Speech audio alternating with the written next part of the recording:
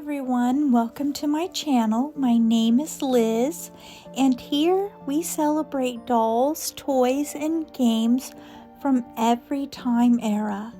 If you love dolls and toys like I do, and the stories they carry with them through time, well, you're in the right place. From restoring and sewing to collecting and displaying, I just love bringing these treasures back to life. So won't you come on into my doll studio, grab you a cozy chair, and join us for some tutorials, thrift hauls, and some chats about all things nostalgic and collectible. What is it, guys? You remember? Well, hello, fairy friends. We're actually going to go outside for just a little bit. I always get so tickled at the first snow because I just love to see how the doggies react again. To see Charlie there, he loves to eat the snow. Lucy here with her toy, she likes to run around in the snow. And poor Ace, he is the best we can gather. We rescued him. He's maybe like a Jack Russell Chihuahua mix. He's not built for the snow, but Lucy, she's oblivious. She just has a grand old time. So anyway, I got the parka, my little parka out. I'm not even messing around. It's probably not that cold just yet, but I'm not messing around. And down there's the fountain. I didn't even get that cleaned up and put away. The pump I'm going to have to get out there before it freezes. That's where the monkeys had their luau, so no luau's for a while. And inside, I got some of my fall things out, and I just put a beef roast into the crock pot, and I'm fooling around with this doll here. I repainted the eyes a little bit. I'm still working on them. You'll see the progression. And this is one of those dolls where I thought I knew all about it. And while I'm working on it, I see the incising on it, not the paint on it, but the incising mark. It says Originals by Joyce Wolf. And some of you will remember I did a video on some old doll parts, and one of them was Little Princess by Joyce Wolf. And this is just one of her character dolls that she did. I didn't know it was Joyce Wolf because you can hardly see the incising mark on it. You can see hand painted by Francesca written on it. And that's my friend Garnet's daughter, who had originally painted this and with glazes and fired it. So what I did, and this is what I do because I do not have a kiln, and this has already been fired once. I take a seal, a matte sealer. I like the Super Clear. I think it's Mr. Super Clear. And it dries really quickly. Barely need any sprayed on there. And then it gives that porcelain some tooth again. And then you can paint on it. And it really adheres onto it. So it helps it to grab on. So I'm in the process of repainting him. I gave him a little bit of a ruddier cheek color, forehead, his ears, his chin, and his nose.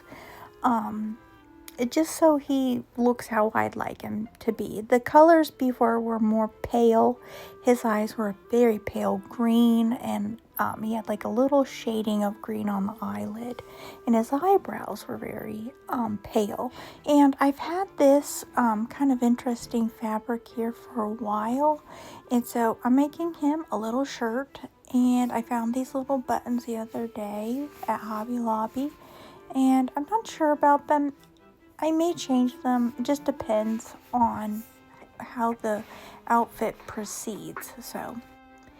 And back to the mystery of this, and I have to apologize if you hear my stomach growl. I get so extra hungry when I'm cooking something in the crock pot because my brain is saying, where's the food? Like I'm smelling it, and my stomach's like, where's the food? This is a advertisement or a feature, I should say, in a doll magazine.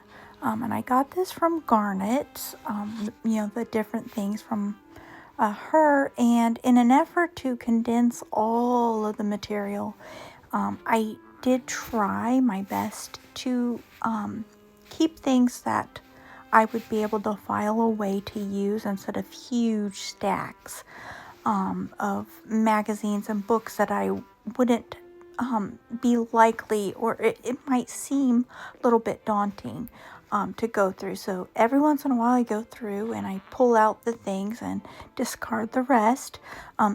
In this case, I really wish I hadn't done that, because this says a gallery of leprechauns and this character dolls, and this is just the one picture.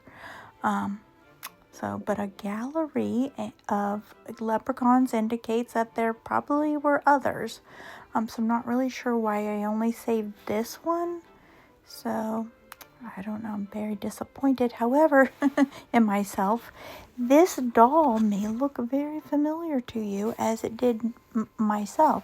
It says Leprechaun by Dolly Slicker. So when I saw this, I said, hey, this is in the doll parts. So putting 2 and 2 together, at least what I thought was 2 and 2, I decided that this was a doll. And the artist was Dolly Slicker. But guess what? I guess that's not the case. And there's my stomach again. I'm so sorry. This is a leprechaun made from a doll, made by Dolly Slicker. Here's on the back, in case you're wondering. It's another porcelain doll that you could buy the parts for. And I really did think I had it figured out until I looked at my doll again on the back of the neck and saw the Joyce Wolf written on the back. So anywho, I'm just assuming that they attributed the doll to Dolly Slicker because she finished it out in this way. And you can buy these little elf parts online still on eBay.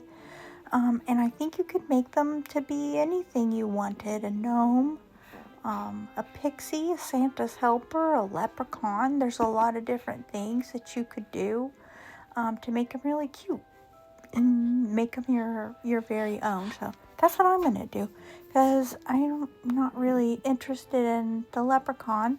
He is rather cute, but I'd rather have maybe like a... Excuse me, now I got the hiccups. I'm not much interested in the leprechaun. He does have a cute little outfit there. I'm wondering now if there was a pattern for his little outfit in the magazine. I don't know. These are the things that can happen when you're sorting through a mountain of supplies and material and literature, and you're just trying to see what will you be able to tackle in your lifetime.